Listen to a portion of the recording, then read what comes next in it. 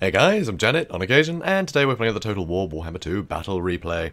So this is actually, I was inspired by the auto-gen I did the other day. I did an auto-gen Bretonnia versus High Elf build, and I had some cool stuff in it, so I decided to kind of bring a similar thing, and yeah, see how it goes. So I have my 3 Peasant Bone with Pox arrows, like I did before. I have my Blessed Field Trebuchet, just like Autogen gave me. Instead of a Lord on foot, though, I do have the Fey Enchantress. I just think the Fey Enchantress has too much utility not to bring. Being able to just slowly whittle things down, especially against what's quite a sort of defensive faction, like the High Elves. Certainly with their sort of cheaper, you know, infantry, their sort of front line, you can get into the Spearman and just drain things with her sort of Mortis Engine effect, as it's known.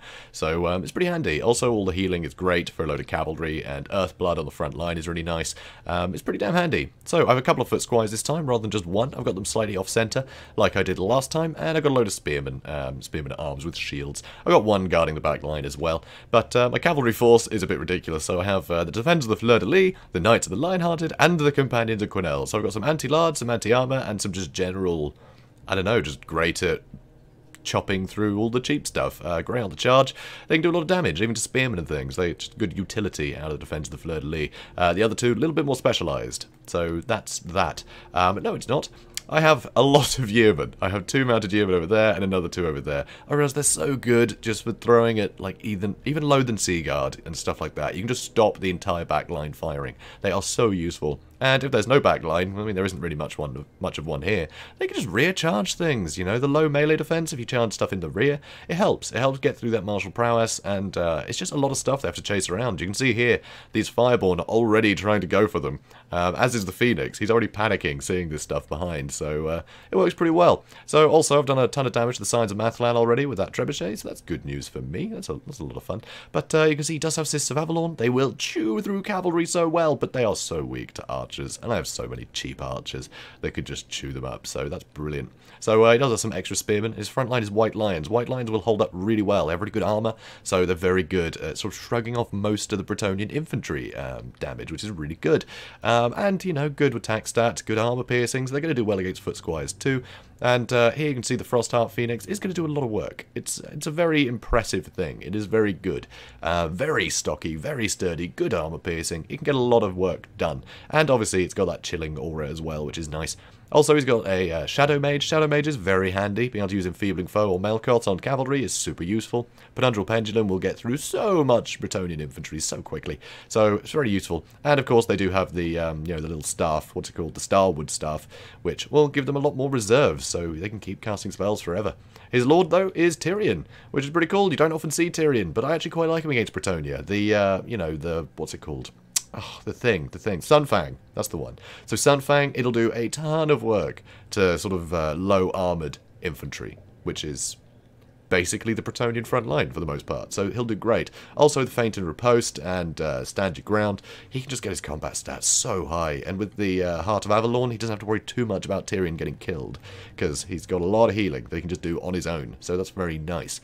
So, very useful indeed. So he doesn't need a Life Mage. Though, I think a Life Mage might have been handy, because he's got some very expensive units here that he wants to keep safe. Anyway, speeding things up. So, getting some good damage in here. Decided to aim for the Sisters of Avalon with all of my ranged units, Trebuchet and all. And you can see they are suffering horribly already. He's still walking forwards. I don't think he had great line of sight. Actually, he must have done. He's got his Frostheart Phoenix. I'm not sure what he wants the Sisters of Avalon to be shooting at. Looks like he's going to be going for... Yeah, looks like he's going to go for cavalry, but at this point, he's in range of my archers, and he's just going to get completely murdered. Massive rock hitting them there. Pretty grim. So he's trying to shut down my archers with the Frostheart Phoenix, but I've got my Knights of the Lion-Hearted with their anti-large and magic damage. That's definitely going to help attack this guy, so he's going to get pretty wrapped up. Yeah, my archers get a bit wrapped up. Here's a Penundral Pendulum, but slightly off-center. So it doesn't get a good hit on my Peasant Bowman, unfortunately. It can be a bit finicky to aim. So here I've got my Companions of Quenelle charging into the back of these spearmen. I've got, you know, my foot squires here fighting as well. All my other cavalry have charged into the Signs of Mathlan. I want to shut these guys down.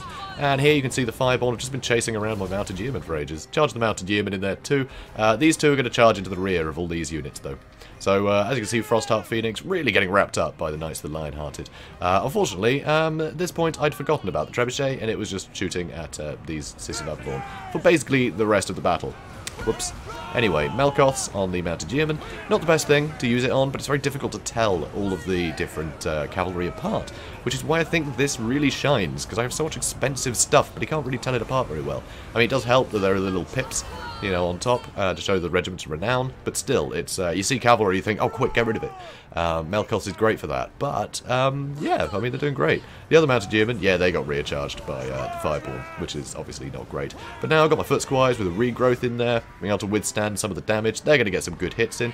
I'm shooting at these guys with all my pox arrows that do have some pretty good armor piercing values, and yeah, it's pretty great. If I brought the fire arrows, would be doing as well. These guys have amazing fire resist. So going with the pox arrows, I'm getting the maximum amount of armor piercing, and none of it negated. And I'm ruining his stats because I'm poisoning him, so it's pretty handy. So here, the Knights of the Lion-Hearted are going to charge the Fireborn. The back line is getting completely just it's not looking great, honestly. The Mage, Fey Enchantress beat the Mage up, so that's great. Tyrion is in here, but he can't deal with all this stuff on his own. And so now I've got my companions of Quenelle with their great armor piercing. I've got the Knights of the Lion-Hearted with their great anti-large. Now with a regrowth as well to keep them going, they're all going to be getting on top of the Fireborn, doing a ton of damage. You see the Phoenix, he's got 19 kills, which isn't bad. Some of those would have been archers, some of those would have been like cavalry, so he's doing okay, but with very little support, it's difficult for him to really withstand this. And as you can see, just all the charges are getting some good rear charges into the Fireborn, because he just can't path them through.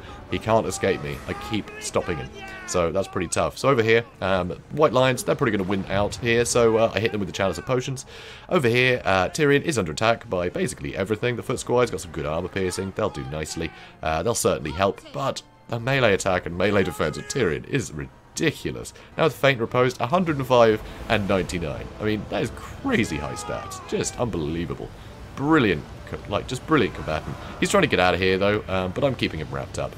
And the Fey Enchantress keeps chasing. Here, though, we are going to see a fairly good Sunfang. I think we've been better from here across, but still, that's going to get some work done. Yeah, he's got 43 kills now.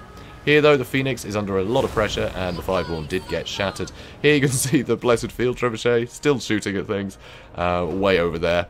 And that's a close victory. That's right, a close victory. I've mentioned this before in a previous replay. It's tough to get a close victory. It just shows the strength of Bretonnia if you go super wide. It is so difficult to keep on top of all that stuff, especially if you go with a small elite force. It's so easy to get overwhelmed, and I think that's a real... It's a bit of a... I don't know, elves aren't good when it comes to fighting hordes. They really struggle. They have some very elite stuff, but you can whittle that stuff down. You can get it surrounded, and they're not going to fight at peak efficiency if they're being attacked in the rear constantly. And if you can just swarm them with, you know, I mean, almost a 20 stack. I have 19 units here. If you can swarm them with all that stuff, if you can take out key, expensive things like the Sisters of Avalon with just cheap peasant bowmen, they lose so much utility so quickly. And that's a real problem with the High Elves. You've got to go wide.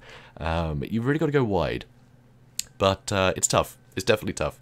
But, I mean, your front line is always going to win out against the Bretonnian front line. You know, if you just bring some cavalry, they can do pretty well against Grail Knights. But it is tough, because Grail Knights do have the magic damage, so they're going to negate the physical resistance that Fireborn have, the Dragon Princes have. So, again, that makes it really difficult. It's tough. It's very tough. So, it's not great for High Elves, I think, this matchup. It's definitely a tough one. Because, yeah, you can't go too small. Because if Bretonnia goes super wide, I mean, look at this, 55, 9, 2, and 25 kills for all my Mounted Yeomen. Doesn't seem like a lot, but when he only brought 600, this was very cheap for me. It kept him wrapped up. It got a load of good value just charging to the rear of things. They helped damage stuff, and they were a massive nuisance.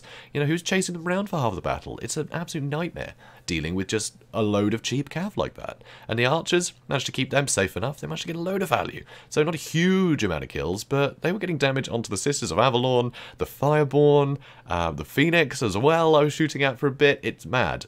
It's just... You can just get so much cheap utility out of this stuff. It makes it very difficult for the High Elves, I think.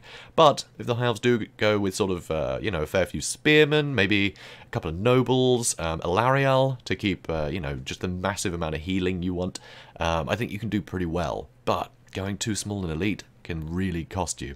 It is difficult because you will not have enough stuff in support because everything will be tied down immediately. So that's how I see it. It's not easy for the High Elves fighting a horde, because all this stuff is great, but it's going to be outnumbered, it's going to be surrounded, and at that point, it will fail. It's a real pity. But, you know, good effort, though, from Diego Renault there. So, yeah, GG. Guys, if you enjoyed this, please do comment, like, and subscribe, and I will see you in the next one. Have a good day, guys.